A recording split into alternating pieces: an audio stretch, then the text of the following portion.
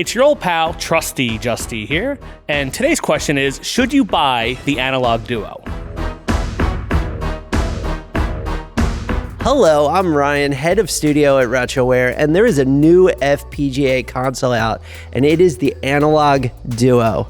I'm really excited about this because the TurboGrafx-16, I think, is probably the most unappreciated of the 16-bit consoles, and I just want to get something out of the way right now. When we talk about 16-bit consoles, we talk about Super Nintendo, we talk about Sega Genesis / Mega Drive, and we talk about TurboGrafx-16, but the pedantic people among us will say, well, actually the TurboGrafx-16 is an 8-bit console, and talking about CPUs and technical things like that, they're absolutely right. The way I look at it is the TurboGrafx-16 and the PC Engine kind of form this middle ground between the NES era and the 16-bit era of the Genesis and the Super Nintendo. But that gives it a lot of unique characteristics that I really enjoy. So what's special about TurboGrafx-16? And then we can talk about the Analogue Duo a little bit. Well, the first thing that's special about it is a very arcade-centric console. So if you're a fan of shooters, you're a fan of things that you usually only play in arcades, there's probably a TurboGrafx version of that game that's really good. This version of Gradius right here is so superior to the NES version, it's not even funny. Graphics, sound, the ability to get more of those little option items, it's just super awesome. Nearly arcade perfect board here. Our pals at Analogue have sent us another beautiful system, and mind you, I really like their systems Analogue makes. From the NES stuff to the SG to the SNES, it's all great. If your goal is just to play a game and have it kind of seem like the original hardware, that works really well. And paired with an EverDrive, it's like probably the best way to play the system right now. So let's look at the Analogue Duo. It's slightly smaller than the Turbo Duo we have here. It has HDMI out, and it uses something called FPGA so that it can emulate the original system. This emulation isn't like a software emulator that you would download from your computer. It is actually an emulation of like the hardware architecture on it, and that gives it some unique benefits over software emulation, although people are kind of have a debate over whether they'd rather have like this super featureful software emulation or if they want hardware emulation. There are projects like the Mister that also do FPGA, so the Analogue Duo isn't unique in the respect that it's an FPGA that's acting as a TurboGrafx or a PC Engine, but it's unique in its ease of use. When you are working with other FPGA cores, you're working with other FPGA-based hardware, there's a lot of configuration. And if you like that, you can get a lot of benefits from that kind of technology. You can tweak, I want to have analog outputs, I want to have digital outputs, I want to customize it, I want to dig into source code, I want to do all of these things. That's great. But if I just want to play PC Engine / TurboGrafx games, this is an excellent solution. I love that they send these stickers with it. So you have your analog sticker, you have your FPGA sticker, and Ryan was talking about earlier, he loves FPGA, FGPA. You can put this on the back of your car so you can signal to the police to pull you over. Thanks. FPGA. It's FGP. I'm dyslexic, okay? They do look like temporary tattoos. I actually might have to, you know what? I'm thinking about getting an FPGA tramp stamp. So I'm going to Photoshop that. Great. Thanks, Analogue. You're never going to send us something again. I'm starting this Bomberman. Here you go. Here's your vertical shooter. Another thing I want to mention about original hardware. The original Turbo Duo, like we have here, TurboGrafx-16, PC Engine, the hardware is very old. And a lot of times it needs to have something done called recapping, which means replacing capacitors that are on it because those capacitors went bad over the 30 years since those systems were new. So I can go and I can get something like an Analogue Duo and I can skip that step of hardware maintenance. I think this is probably the best way to do it that'll waste the least amount of your time. You don't need to learn a bunch of stuff. You take the game, you stick it in, it plays, you have a good time, you put it away. This is a good way to do that. And you get some level of original authenticity. I love the Analogue Pocket because it does so many different systems. It does all the Game Boy stuff. It's on the go. It's pretty much like the emulation version of a Nintendo Switch. Take it anywhere, you can dock it, it does that. With these two systems, now that they're getting into CD and 3D stuff next year, I think, having a whole analog lineup, retake everything on your shelf because it'll actually work is probably the way to go. I think Justin should get a pink Analogue Pocket. Yeah, just on eBay. $500 on eBay because they're sold out. It's not the world's fault that you didn't tune in exactly at 11 a.m. Then comes down to upscaling and getting it to work on a modern television.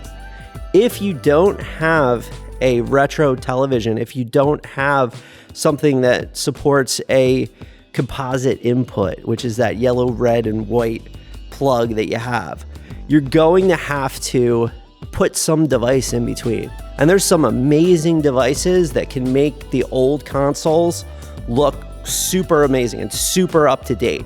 But that's an additional purchase. With the Analogue Duo, I have an all-in-one machine that can do those things. Yeah, I don't know. I like the sharp pixel look, so this is really good for me. Yeah, let's look at settings here. We're gonna show the overscan. It's crazy that they have that like sharpening filter as the default, right? Like the +3, that's the default. All right, we got the Trinitron. Like, I guess this is more authentic or whatever, but I like I don't know, maybe it's because I play modern retro games all the time. Yeah, it looks fine. I'm not one of those people who likes all the scan lines and bullshit, which makes me in the extreme minority.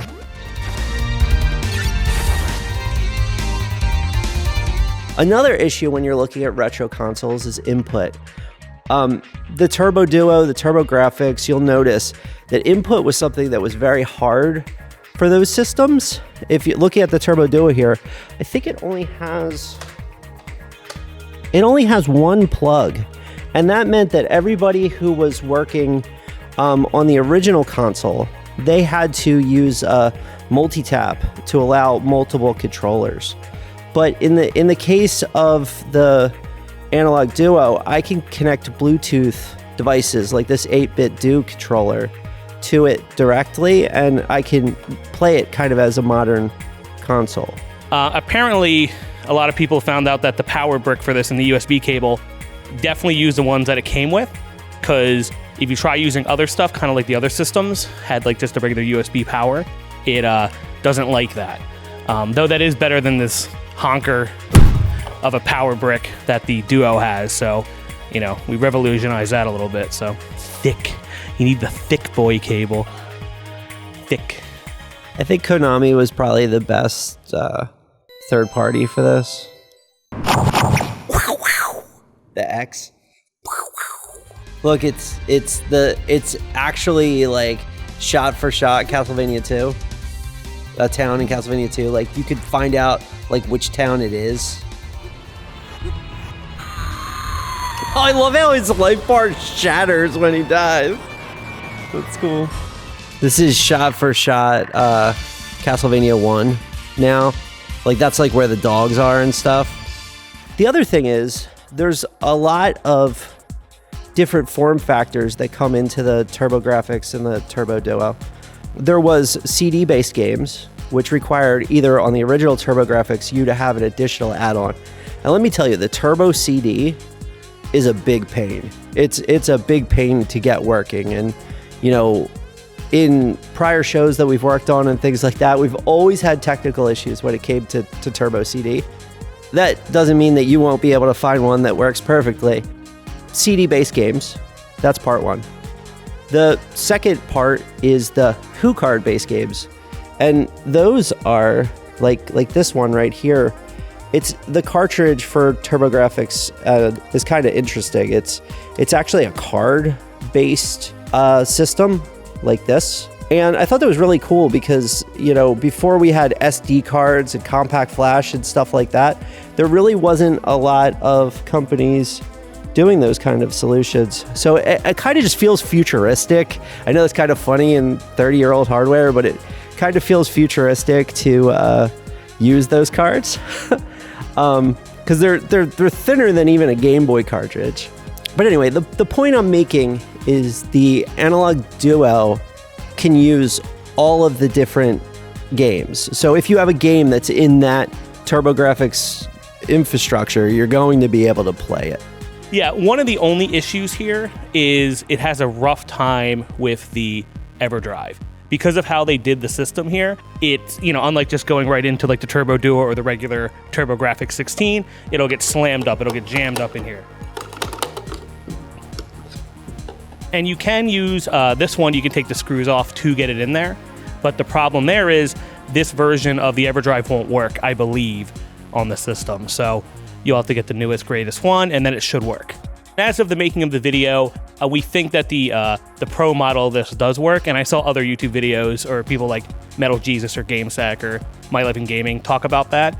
But ours don't work, but we have enough games where it's fine. I will say as a criticism, they should have done it like the Duo, where it pops open, you know, like the PS2 Slim, or the card slot opens like that. I get making this sleeker, but having this open and that open would have been way better. Only criticism here. You know, you're at the dismay of when this disk drive dies, the whole thing does, right? Which is a problem for a lot of disk-based systems, so. Yeah, I know the EverDrive can play the CD stuff as well, but one, you need the EverDrive that actually works for the system, and two, that's sad if you're someone, because, you know, you can burn a hell of a ton of CDs, because the copyright protection is just not there on this thing. So theoretically, you could do that too. So there's a lot of different options here. One thing about TurboGrafx games, they're usually very, very expensive. So, but there are some options for you to enjoy it on original hardware and this FPGA emulated hardware even today. First, there's been a lot of reissues of the Super CD-ROM games. This is the original Castlevania Rondo of Blood, which is one of the best titles that you could play on this system. But here I have Winds of Thunder right here, which this is actually a reissue of the game. And then I also have here the R-Type Complete Collection, which again is a reissue. So there are companies even today doing reissues of these expensive titles. The sequels to these games are available on other consoles. So if you're not making this retro gaming play, where you're like, I want to play games from the past, I want to see how they were, just buy the new ones, right? Like you get R-Type on PS4, you could get Gradius on other consoles, you can get Castlevania in different forms, but you won't get that experience, right? Like there's value in the quirks of the time that you won't get in the more polished experience. You should wait till they get the little device to plug into the back of the pocket, get yourself an EverDrive Pro that can play the CD games and just do that. Analogue is in the process of standardizing their operating system. And that brings pros and cons.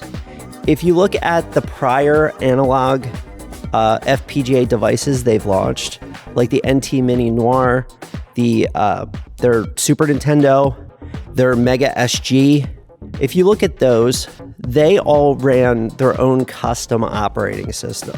Starting with the Analogue Pocket, they started doing something called Analogue OS.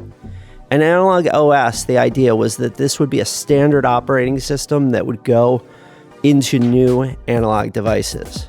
The Analogue Duo kind of feels like a Analog Pocket with a dock and a CD-ROM.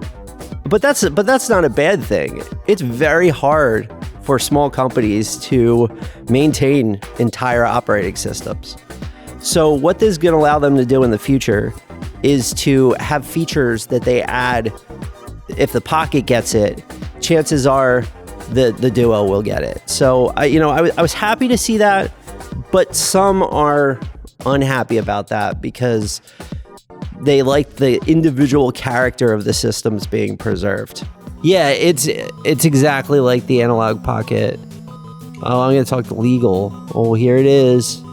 Dude, FPGA is a trademark of Analog Enterprises Limited? I don't think so. It stands for Field Programmable Gate Array. The logo. I like the library. This is pretty cool. So it's like, here's all the PC Engine games. And then like if I find Splatterhouse, or I played Gradius on here. Yeah, if you load it up, it puts it in there. Overall, you could dive into all the graphic settings and the visual settings and everything on here.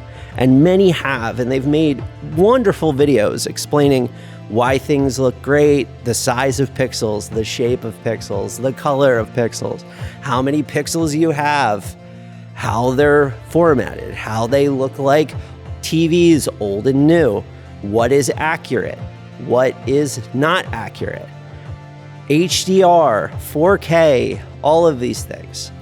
And if you want to dive into those things, be my guest. It could be a lot of fun.